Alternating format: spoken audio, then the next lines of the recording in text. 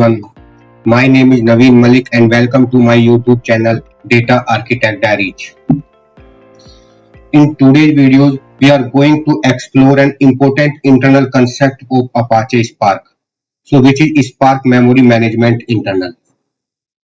Now, when we work with big data systems like Spark, we often focus on writing transformation, building pipeline, or optimize queries. Okay, but behind the scene, one of the most critical component that determine the performance is how Spark manage memory inside executors.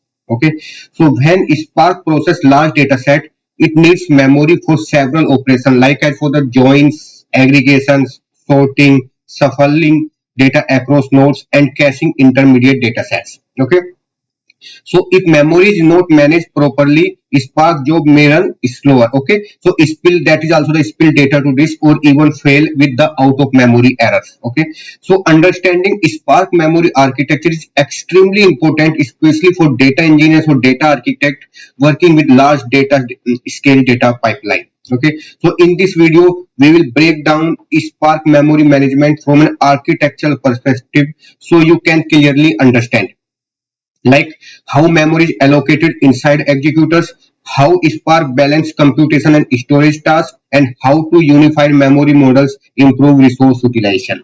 Okay, so if you want to improve the performance and reliability of your Spark applications, this topic is extremely important. Okay, now let's start by looking at the agendas for today's session. Before we dive into the technical details, let's quickly review the agendas for today's session. In this video, we will mainly focus on two major concepts related to Spark memory management. Okay, that is, the first concept is memory architecture. Okay, so Spark executors run on worker nodes across the clusters, and each executor is allocated a fixed amount of memory. Okay, this memory is then divided into different regions that support various operations inside Spark. Okay, some parts of the memory are used for executing tasks, while other parts are used for caching data set in memory. The second concept we will explore is the unified memory model. Okay, so earlier version of Spark used separate memory regions for executions and storage tasks, but this approach often caused inefficiencies because unused memory in one area could not be used by the others. Okay, to solve this problem, Spark introduced the unified memory manager, which allow execution memory and storage memory to dynamically share resource. Okay, so this dynamically share improve overall resource utilization and allow Spark to adapt memory allocation depending on the workload. Okay, so now let's move forward and understand why memory management is so critical in big data system. Okay, so now discuss about why memory management matters, especially when dealing with large scale data processing. Okay, so Spark is designed to process huge volume of data. Okay, in a distributed environment. Instead of processing data on a single machine, Spark distributed tasks across multiple nodes in a cluster. Okay, so each node run executors, and each executors has a limited amount of memory available. Okay, so during processing, Spark perform many memory intensive operations such as data shuffling across nodes, sorting large data sets, performing joins between tables, and aggregating millions or billions of records. Okay, so all these operations rely heavily on memory. Okay, if enough memory is available, Spark can process data very quickly using in-memory computation, which is one of Spark's biggest advantage. Okay, so however, when memory is insufficient, Spark may start spilling intermediate data to disk. Okay, so disk operations are significantly slower than memory operation, which means the job execution time increase dramatically. Another important issue related to memory is garbage collector overhead. Okay, let's Spark since Spark run on the JVM, the Java garbage collector is responsible for cleaning unused object in memory. Okay, so if Spark application allocate too many objects or memory is not managed efficiently, the garbage collector may pause execution frequently. Okay, so this leads to performance degradation and sometimes it's also even job failures. Let's take a very simple real world example. Okay, so imagine a company processing user activity data from an e-commerce platform. Okay, so every day the system process billions of events including page views, purchase and product searching. Okay, so then Spark Jobs needs to join this data with product catalog and customer profile to generate insights. If memory allocation is not optimized, okay, so Spark may experience heavily shuffle operation and memory pressure which can slow down the entire pipeline. Okay, this is why understanding Spark memory management helps engineers. So it can be also for the to improve job performance, to reduce shuffle spill, prevent memory errors and build more efficient data pipelines. So in this next section, we will dive deeper into Spark internal memory architecture and how the unified memory model works. Okay. Now let's start by understanding the Spark memory architecture, which is the foundation of how Spark handle data processing efficiently. Okay. So in Apache Spark, every worker nodes run an executors. Okay, and each executor is allocated a certain amount of memory. Okay, so this memory is extremely important because it is used for both processing data and storing intermediate results during computations. Okay, so inside the executors, okay, executor memory is managed in a structured way so that a different operation can run efficiently without interfering with each other. Okay, so at a high level, Spark memory divided into two main categories. The first one is the own heap memory, okay, which is managed by the JVM. This is the primary memory space where Spark perform most of its operations such as transformation, join, aggregation, and the caching. Okay. The second category is also a hope heap memory, which is managed outside the JVM and controlled by the operating system. And OP heap memory help reduce the pressure on the Java garbage collector and improve performance in memory intensive workload. So here we have also the on heap memory and the OP heap memory. OP heap memory managed by the operating system and the on heap memory managed by the JVM. Okay. So within the own heap memory region, Spark further organize memory into different segments so that it can support various operations like computations, tasks, and data caching. Okay. So understanding the architecture is very important because when Spark job process very large data set, so efficient memory will directly impact of your performance, scalability, and the reliability. Okay. So the Spark memory architecture is designed to balance performance and resource utilization, allowing large-scale distributed processing to work smoothly. Okay. Now that we understand the basic architecture, let's move the one of the most important improvement introduced in Spark, the unified memory model. Okay. So this is the major improvement introduced in Spark version 1.6 is the unified memory model. Okay. So before this model was introduced, Spark used two completely separate memory regions, one for the execution task and another for the storage task. Okay, so execution memory was used for operation like group by, joins, okay, and sort aggregation, sorting, and shuffling for that one. Okay, and storage memory on the other hand was used to store cache data set such as RDD, data frame, and the broadcast variable. Okay, the problem with the older model was that two regions were fixed. Okay, that means if execution task require more memory, okay, but storage memory was unused. Okay, so Spark could not reallocate that memory to dynamically. This often cause insufficient resource utilization. Okay, to solve this issue, Spark introduced the unified memory model. Okay, hope you have understood this one scenario. Okay.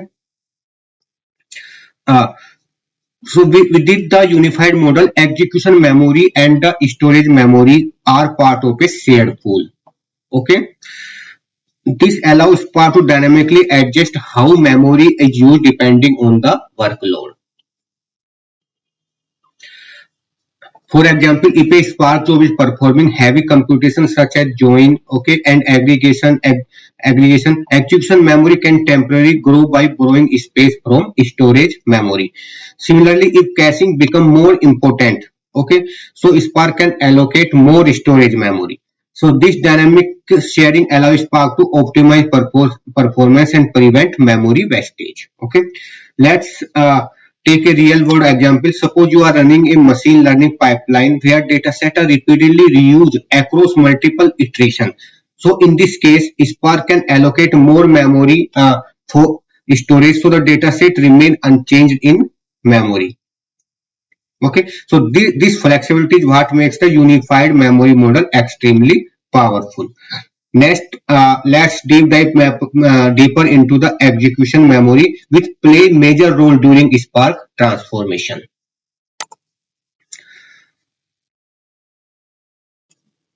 Now, let's talk about the execution memory, which is used by Spark to perform actual data processing tasks. Okay, so execution memory is primarily responsible for storing intermediate data that is generated during the transformation. Okay, such as group by operation, join operation, sorting, and the shuffle processing. Okay, so whenever Spark perform a transformation that require data to be redistributed across executor. It use that is the shuffle buffer. Okay, so shuffle buffer temporarily store intermediate data before it is sent across the network or to other executors. Okay, so when Spark perform the group by operation, it must shuffle data across executors so that all records belonging to the same country are stored in execution memory. Similarly, execution memory is also heavily used during join operation. Okay, so when two datasets are joined, Spark needs memory to temporarily store rows from both tables so it can match records efficiently. Okay, if execution memory is insufficient, Spark will start spilling intermediate data to disk. So while this prevents job failure, it is significantly slow down processing. Okay, so therefore efficient memory execution memory switches help ensure the Spark job run faster and avoid unnecessary disk operation. Okay, now the next look at another important component of Spark memory, that is the storage memory for that one. Okay,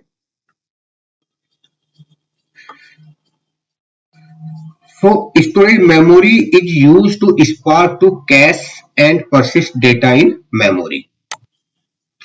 So storage memory is used by Spark to cache and persist data in memory. Okay. Caching is one of the key features that makes Spark extremely powerful for large scale data processing. So when a dataset is cached, Spark can store it in memory so that the future operation can reuse same type of the data without recomputing it again. Okay. So this significantly improve performance, especially in workload where the same data set is accessed multiple times. Okay.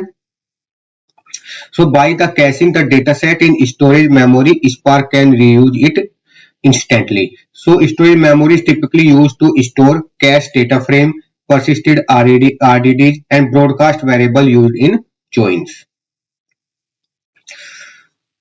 So instead of supplying the smaller dataset across all executor repeatedly, AppSpark broadcasts it to all nodes and keep it storage memory. This reduces network overhead and improve their join performance. Okay. Now let's move on the another important concept. Okay, that is the memory regions inside the executor heap.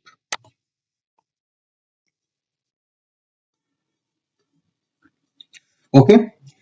So to understand Spark memory management completely, we also need to understand the memory regions, okay, inside the executor heap.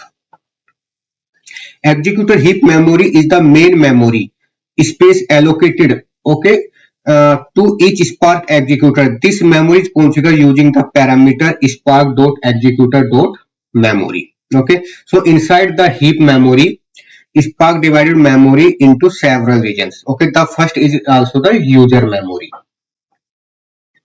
The memory used by user defined data structures and Spark internal metadata. Okay, for example, if your application create additional object or data structure, they will typically use in this region. Okay, the second region is the reserved memory. Okay, so reserved memory is used internally by Spark for Spark operation. So typically around 300 MB of memory is reserved and cannot be used in execution or storage task. Okay. The third one and most important region is the Spark memory, which is managed by the Unified Memory Manager. Okay, so this region is dynamically shared between execution and the storage memory. Okay, so execution memory support operation like join, shuffle, aggregation, while storage memory store cache dataset, RDD, and the broadcast variable. Okay, so because Spark dynamically adjusts these regions depending on workload requirement, the system can utilize memory more efficiently. Okay, for example, during heavy computation workload, execution memory may expand temporarily. Later, when caching become more important, storage memory may grow. Okay, so this dynamic balancing is one of the key reasons why Spark performs efficiently for large scale distributed processing. Okay. So these are the memory configuration parameter. That is, first one is the spark.executor.memory. Second one is the spark.memory fraction. Okay. Third one is the spark memory storage fraction, and the last one is the spark memory offeed.enable. Okay. So guys, thank you so much for staying with until the end of this session. Okay, so in today's video, we explored one of the most important internal concept of Apache Spark, Spark memory management. Okay, so we have discussed how Spark organize executor memory, how the unified memory model works, and how execution and storage memory dynamically share resource during data processing. Okay. My goal through this video was to help you understand Spark internals in a practical and a simplified way, so you can confidently design and optimize large-scale data processing architecture. Okay.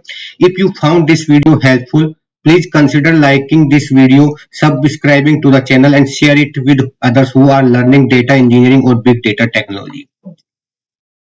So thank you again for joining me on this learning journey, and I will see you in the next video. Thank you.